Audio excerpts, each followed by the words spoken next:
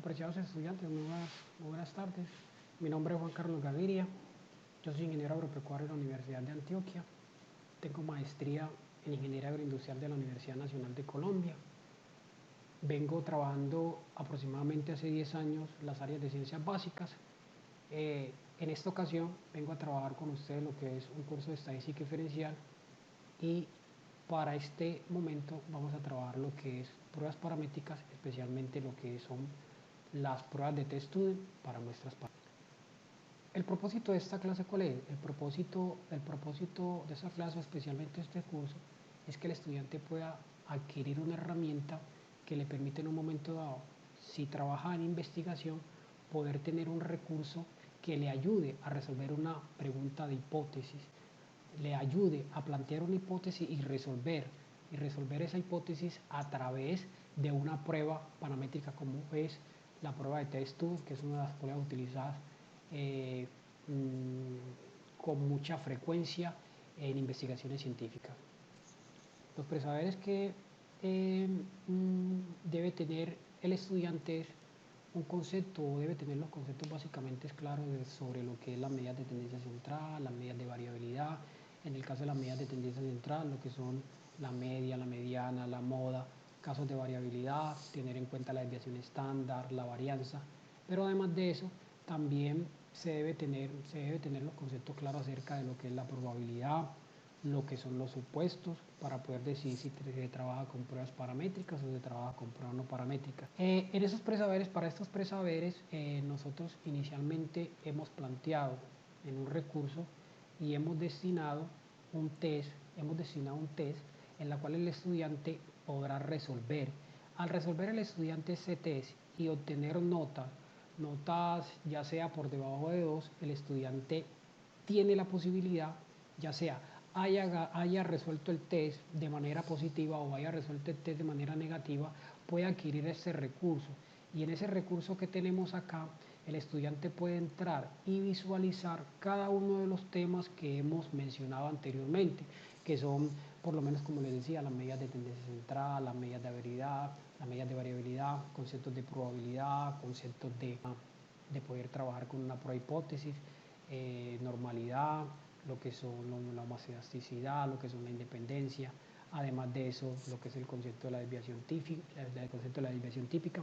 Y cuando ya se tenga todo eso claro, entonces ya podemos pasar a abordar los temas que básicamente son de fondo en este curso, y que es la prueba T para muestras pareadas. ¿Qué es una prueba T para muestras relacionadas? Vamos a poner un ejemplo. Suponiendo que yo voy a trabajar un curso de matemáticas, o voy a trabajar en un curso de matemáticas, y yo quiero mirar sobre si de pronto mi metodología es efectiva o no es efectiva sobre un tipo de estudiante. Entonces, ¿qué es una muestra pareada? Una muestra pareada es que yo voy a tomar un número de estudiantes, por lo menos si yo decido tomar 10 estudiantes de una doble clase, hablemos del caso de un grupo de noveno, y hago una prueba cuantitativa previa, y evalúo cómo están los estudiantes con base en un tema específico. Luego obtengo todo ese promedio y lo voy a dejar ahí en stand-by. Posteriormente aplico una metodología de enseñanza de aprendizaje de las ciencias básicas, en este caso de matemáticas, y luego que utilizo esa metodología, lo que voy a hacer es que voy a evaluar ese segundo test, y al tener los resultados del primero y los resultados del segundo, voy a coger esas dos medias y las voy a analizar, y voy a mirar y observar si hay una diferencia entre las dos. ¿Con qué finalidad? La finalidad es observar o poder contrarrestar si mi metodología fue efectiva, o si por lo contrario no sirvió y los alumnos siguieron de la misma manera, ¿sí? Ahora, entonces, como muestra,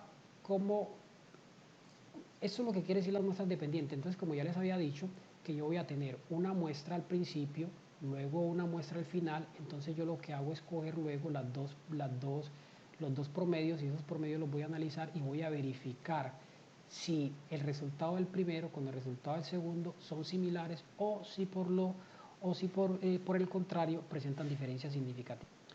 Para este caso tenemos la fórmula de la prueba T, y que la fórmula de la prueba T para muestras pareadas tenemos el promedio de las diferencias de las medias, tenemos la desviación estándar de la desviación estándar de las diferencias de las medias y tenemos la raíz cuadrada de el número de variables o el número de pares que vamos a trabajar en ese caso.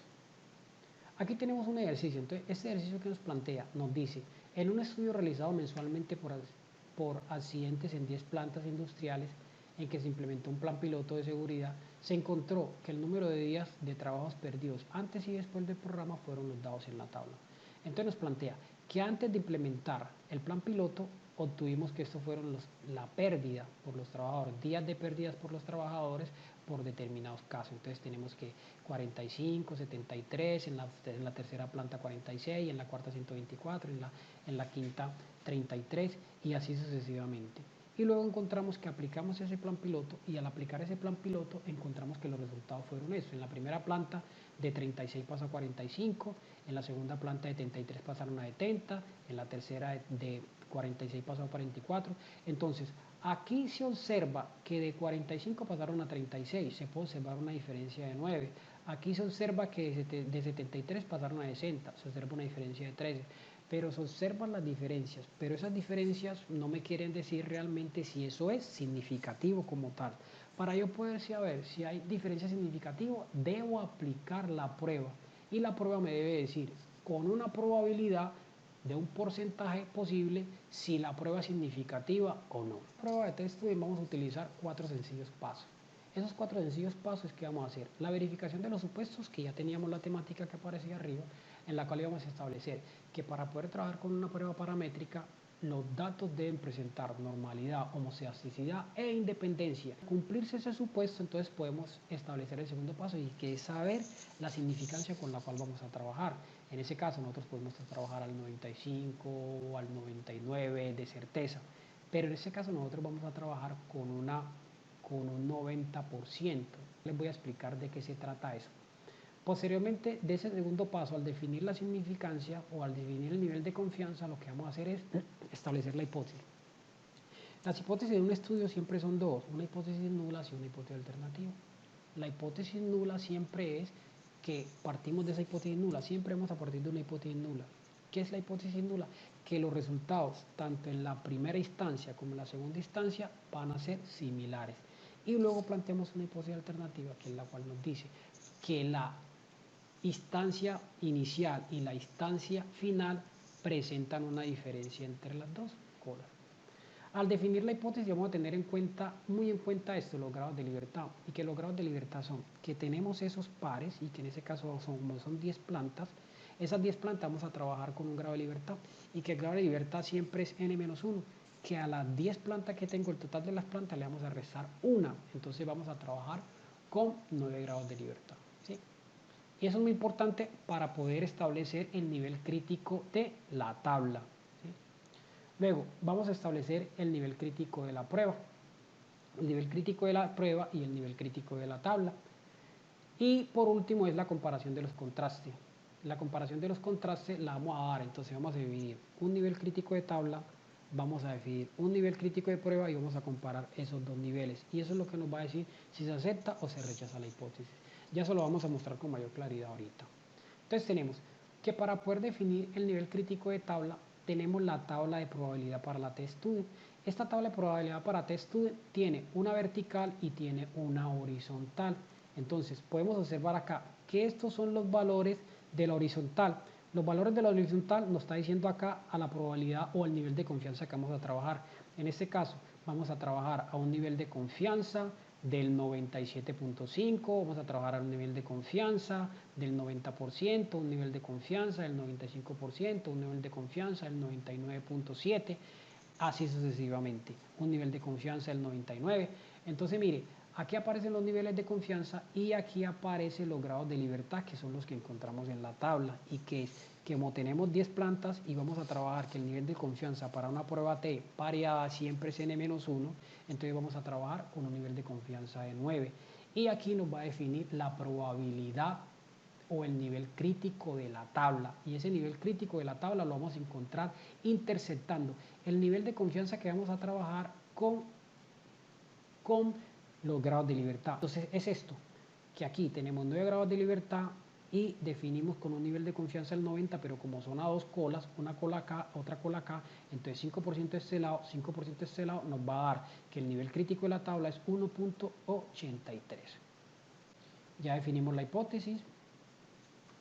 Entonces viene el estudio ahorita, entonces nos dice, el ejercicio dice, que un estudio realizado mensualmente por accidentes en 10 plantas, la que ya le había establecido, entonces quiero saber si luego de ese plan piloto, esto mermaron los días, o si estos días que mermaron son significativos o no.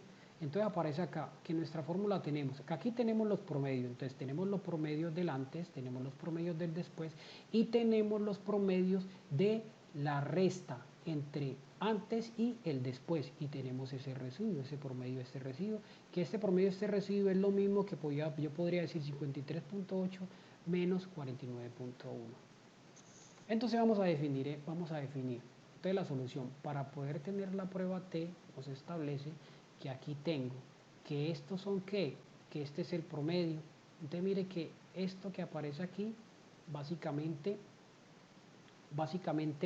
nos dice que son los promedios de las diferencias. ¿Cuáles son los promedios de las diferencias? Entonces mire, que como son las diferencias, 45 le restamos 46, tenemos 9, 73 menos 60, 13, y este es el promedio de las diferencias. Esta es la diferencia y tenemos promedio de diferencia. Entonces, esta es nuestra primera variable, promedio de diferencia. Ahora, tenemos esta variable que es la desviación estándar, pero esa desviación estándar la vamos a encontrar con esta fórmula. Y que a cada X de cada dato de esto que aparece acá, a cada dato de los X, a cada datico le vamos a restar su media aritmética y la vamos a elevar al cuadrado y la vamos a dividir entre n-1. Entonces, a estos datos que aparecen aquí, yo voy a coger a cada datico, le resto la media que es 4.7, 4.7 a 13, 4.7 a 2, y al tener todo este resultado lo elevo al cuadrado y luego lo divido entre n-1 y voy a tener este resultado de 45.57, que es el resultado que aparece, que es la desviación estándar de esta residuo que aparecen acá. Y luego tenemos el valor, que es n, la raíz cuadrada de n. Como la raíz cuadrada de n tenemos que son 10 plantas, entonces raíz cuadrada de n, y vamos a obtener este valor que es 3.252. Al obtener este valor nivel crítico de tabla, entonces pasamos a esta parte. Miren, entonces tenemos acá que la conclusión, ¿cuál es? Si aceptamos o rechazamos la hipótesis. Entonces, ¿cuándo se acepta o cuándo se rechaza una hipótesis? ¿Cuándo se acepta o cuándo se rechaza una hipótesis? Es, como tenemos el nivel crítico de la tabla, el nivel crítico de la tabla, como trabajamos a dos colas, y decíamos que teníamos 5% acá, 5% acá, entonces el nivel crítico que nos dio para unos grados de libertad de 9, con un 90% el nivel de confianza fue 1.83 a la izquierda y 1.83 a la derecha. Este es el nivel crítico de tabla, lo que encontramos en la tabla de densidad o la tabla de probabilidad para la T. Ahora encontramos este nivel crítico de la prueba. El nivel crítico de la prueba es 3.252. Entonces ahora vamos a comparar este valor, lo vamos a comparar y vamos a ver si está dentro de la región o está por fuera de la región. Entonces mire, que si cae dentro de esta región el valor, entonces es hipótesis nula, y que si cae por fuera de esta región, entonces es hipótesis alternativa. Pero ¿qué es hipótesis nula y qué es hipótesis alternativa? Cuando yo defino qué es hipótesis nula, entonces establezco que los dos tratamientos son similares. Hipótesis nula, tanto el primer tratamiento como el segundo tratamiento, o el antes y el después, los resultados fueron similares. Eso es básicamente hipótesis nula. Pero la hipótesis alternativa lo que me dice es que el primer tratamiento se diferencia del segundo tratamiento, y eso lo que me indica es que si esto cae por esta región, entonces yo puedo decir que la hipótesis es alternativa. Entonces en ese caso, como tengo 352, 3252, esto cae por fuera de esta región, por acá por encima. Entonces yo puedo, como cae por encima, entonces yo puedo decir que la hipótesis aquí es alternativa. Entonces que en ese estudio se rechaza la hipótesis nula y se acepta la hipótesis alternativa, de que las diferencias de las medias o que el antes es diferente al después. Y en ese caso, como tengo que los resultados para la segunda son menores, entonces puedo decir que ese plan piloto fue efectivo sobre esos trabajadores en esas empresas. Ahora, vamos a dejar a modo práctico que el estudiante pueda desarrollar este taller de manera grupal. Entonces lo vamos a hacer de la misma manera como hicimos con la explicación que hemos acabado de dar. Se van a tomar todos los pasos y vamos a encontrar con un nivel de confianza del 90%, vamos a verificar este ejercicio que aparece acá. Lo vamos a hacer con un nivel de confianza. Posteriormente terminemos este ejercicio, entonces vamos a pasar a la prueba y a mirar a ver si los conceptos en realidad si fueron aprendidos o si fueron captados por los estudiantes. Entonces vamos a hacer una prueba que la vamos a hacer en línea, que es la prueba que aparece aquí. Entonces esta prueba, el examen va a costar 1 hora. Entonces en 1 hora el estudiante va a responder 40 preguntas. Va a responder 8 preguntas. Y 8 preguntas y el examen básicamente se aprueba con 60 puntos. Entonces, posteriormente a ello, entonces podemos saber si los conceptos fueron asimilados o no fueron asimilados. Muchachos, aquí aparecen entonces ya la parte de la bibliografía en la cual nos podemos guiar y observar.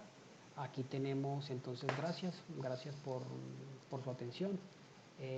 Éxitos para todos.